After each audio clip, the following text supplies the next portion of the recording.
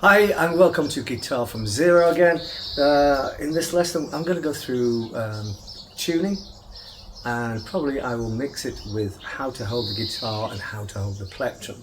They all go together, so we'll use this as one lesson. If you look at the booklet again, I'm on page 7. What is tuning? Tuning helps you to sound good. If you're not in tune, you sound like this. You don't want to sound like that. So if I tune this guitar, I'll tune it my way. I'll teach you several ways in a second.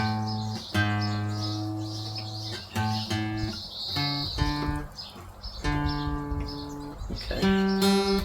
So this is the way I tune when I'm on my own.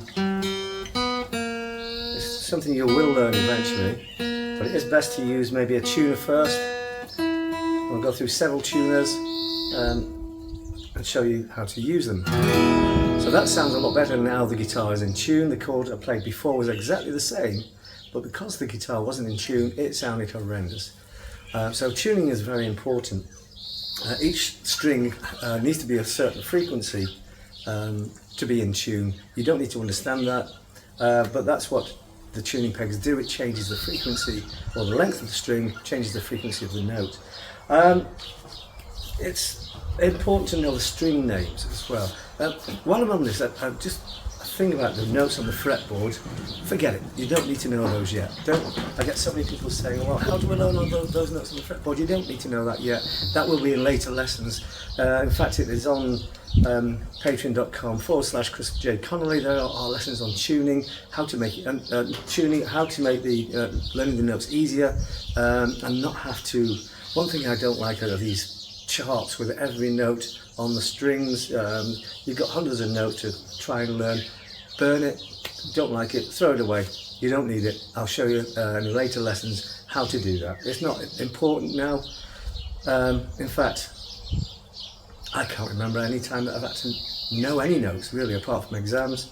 But when you're playing, you don't need to know the notes. You just don't need it.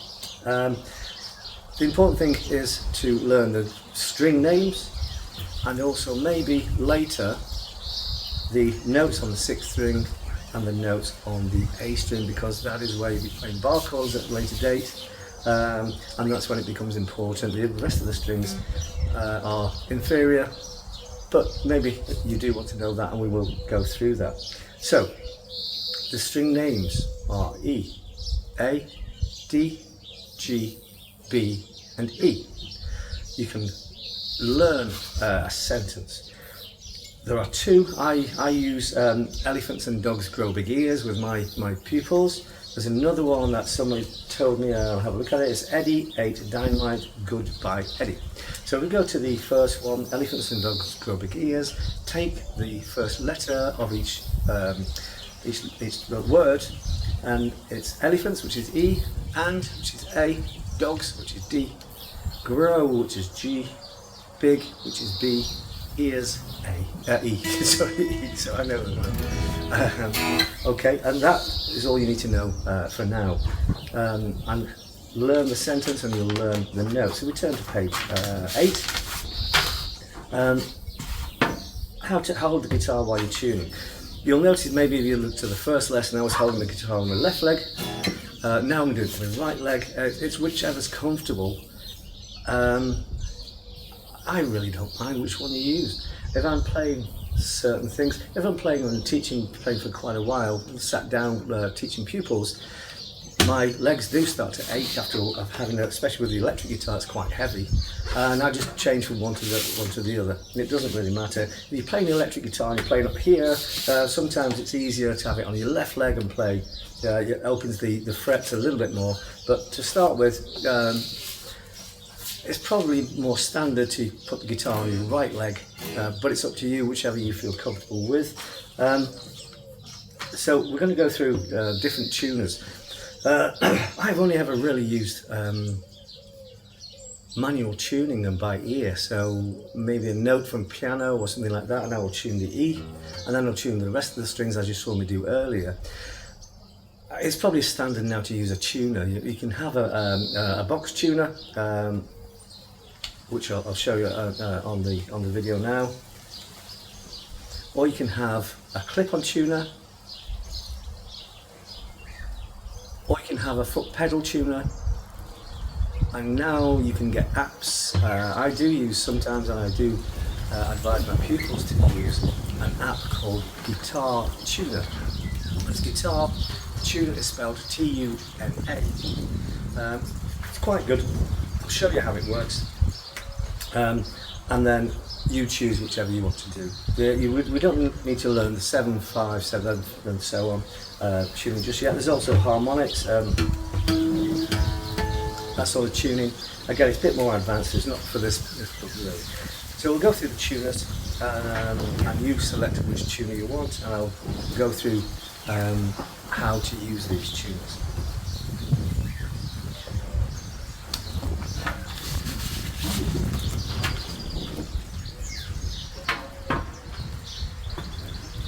So you've been through your tuning and it still sounds wrong. Try again. Maybe you've over tightened it.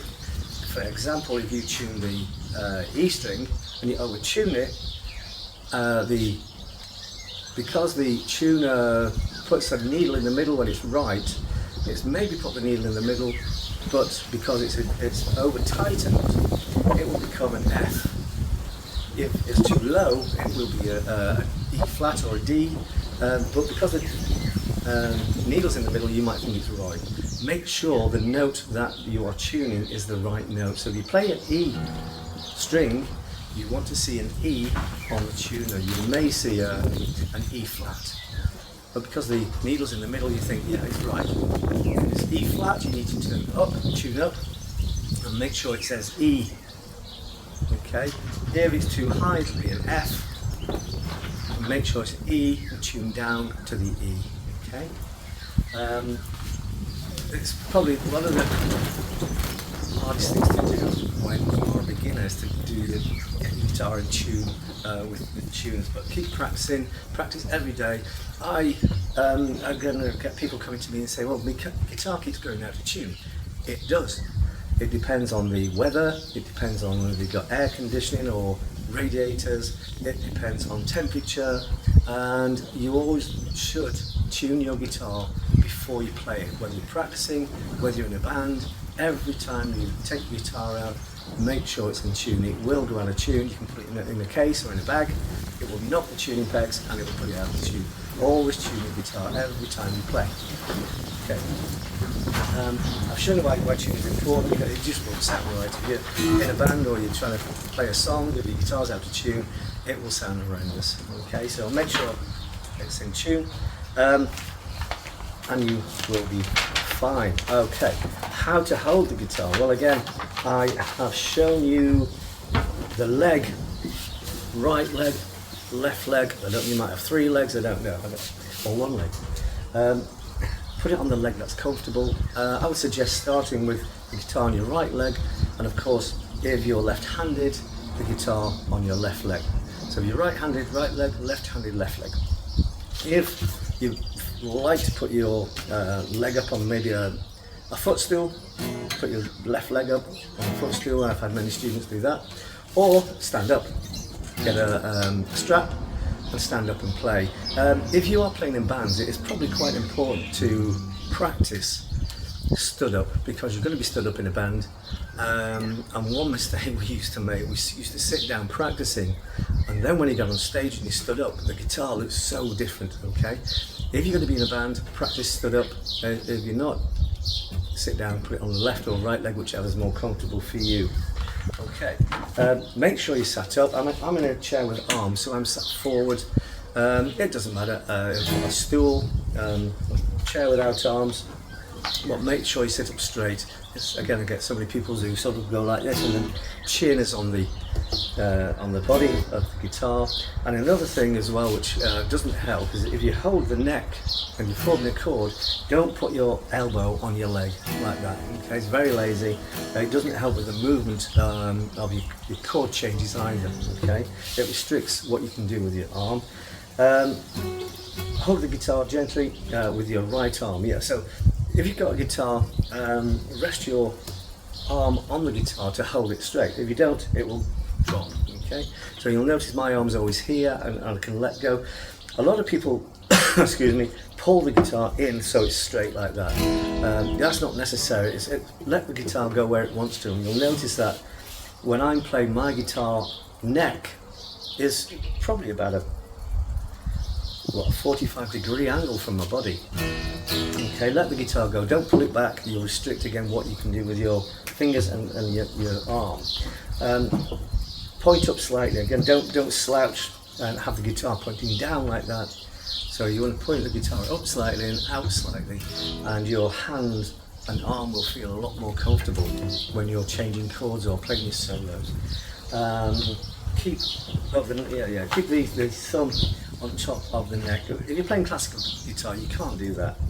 The neck is too wide, and it's designed, the classical guitar is designed for your thumb to be at the back. When you're playing open chords, put your thumb on top like that and then play the chord.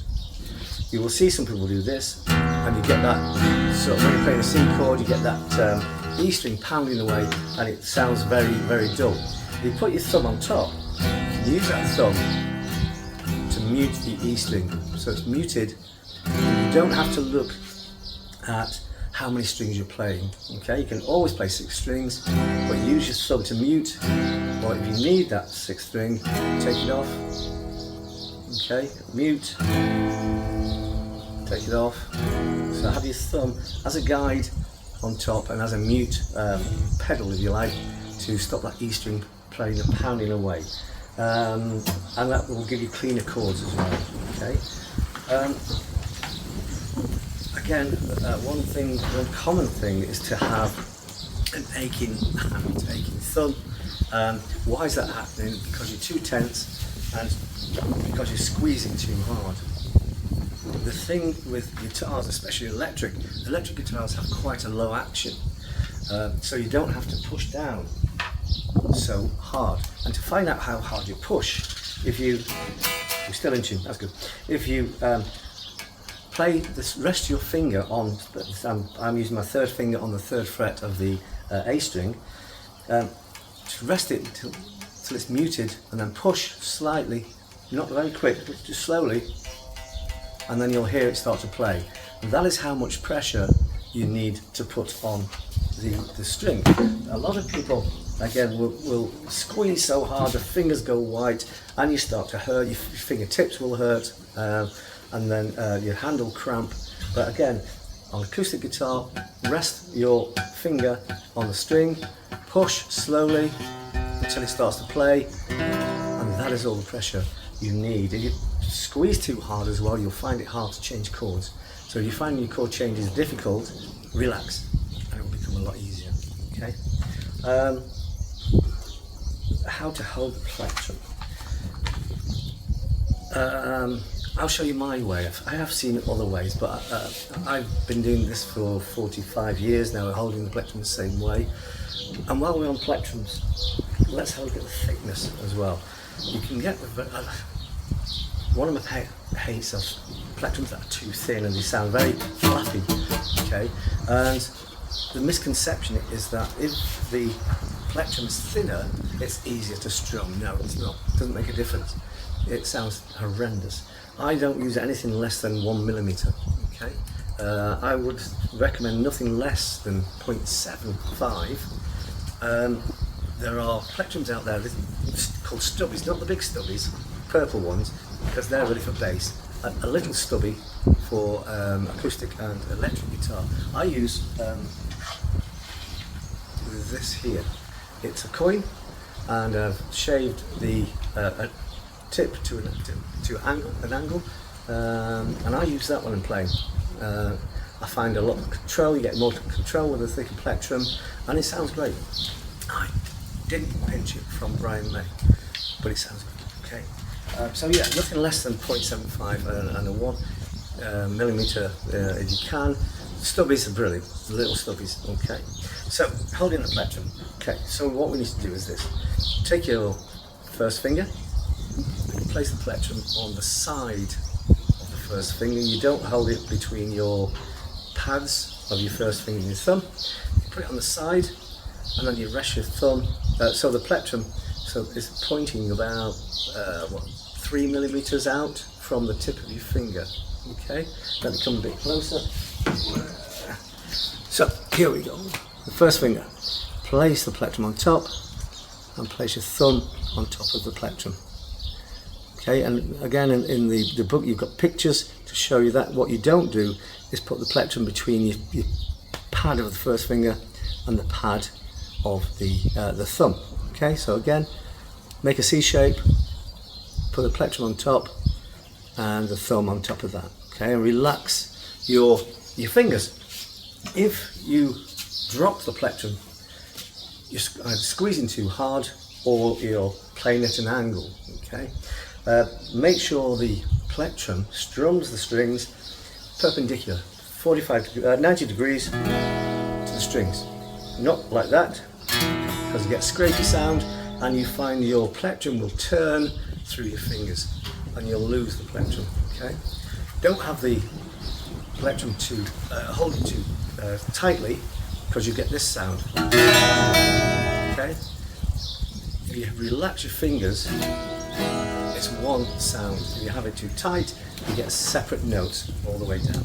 When you're strumming, make sure that the plectrum is pointing up for a downstroke and it's pointing down for an upstroke. So you're twisting your wrist like that as well, like this.